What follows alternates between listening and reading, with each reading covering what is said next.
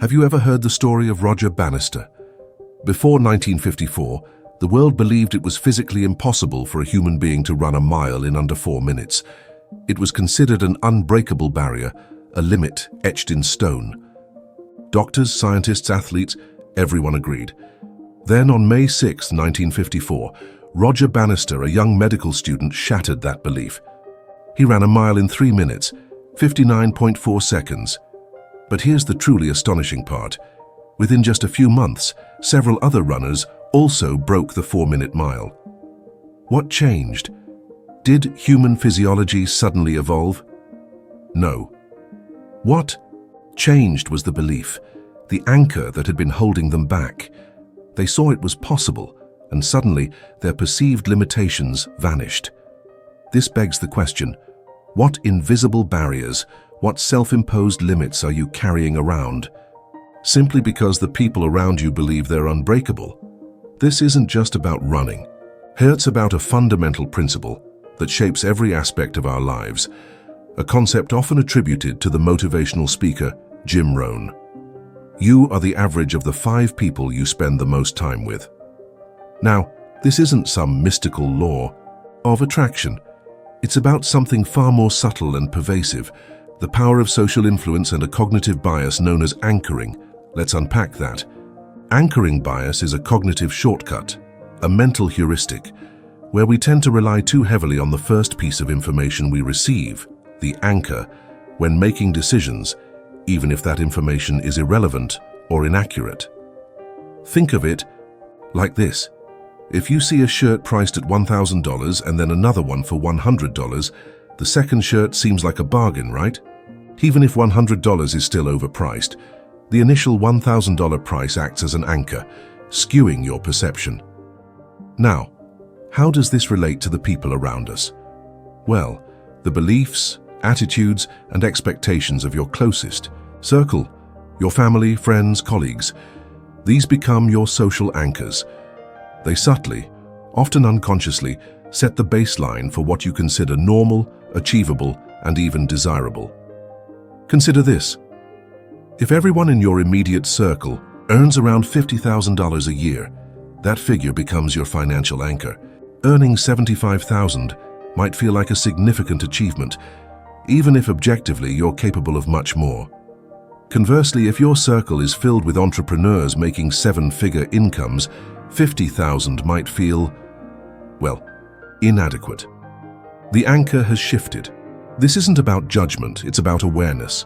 It's about recognizing that our social environment creates a kind of reality tunnel, a filter through which we perceive the world and our own potential. This contagion, as it's sometimes called, spreads not just through explicit advice or opinions, but through unspoken assumptions, shared habits, and even body language. Think about the different areas of your life, your career, your relationships, your health, your personal finances. In each of these areas, who are the 5 people you interact with most frequently?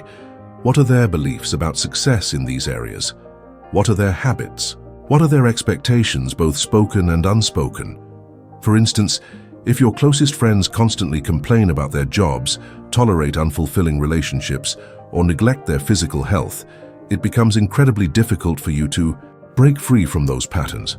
Their negativity, their complacency, their limiting beliefs, these become your anchors, dragging you down even if you consciously aspire to something more. Their normal becomes your normal. This is where the concept of a growth mindset, popularized by Carol Dweck, becomes crucial. A growth mindset is the belief that your abilities and intelligence are not fixed, but can be developed through effort, learning, and perseverance.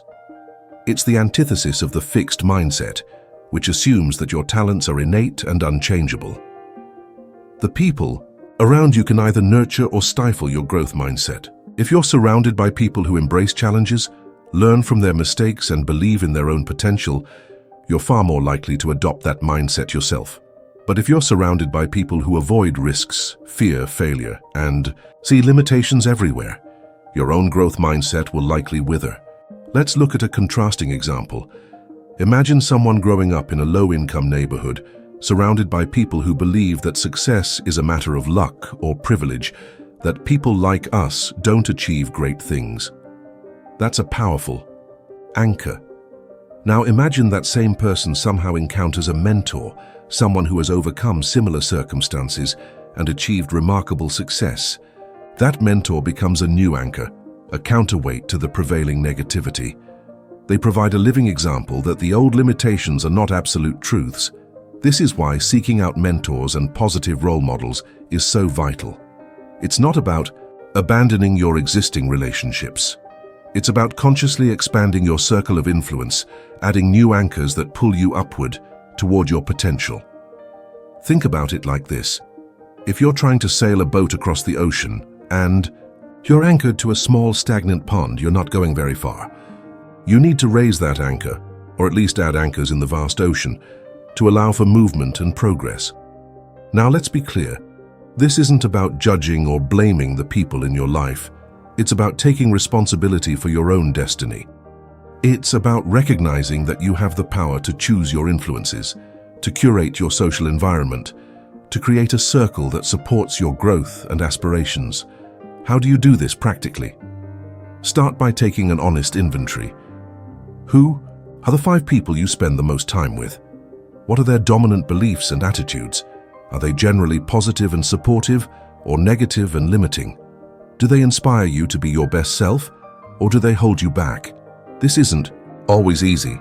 Sometimes the people closest to us, even those we love deeply, can be the ones holding us back the most, often unintentionally. It might be a well-meaning parent who, out of fear, discourages you from pursuing your dreams. It might be a friend who, out of their own insecurity, subtly undermines your confidence. Once you've identified the potential limiting anchors in your life, you have several options. You can try to have open and honest conversations with these people, explaining your goals and aspirations, and asking for their support.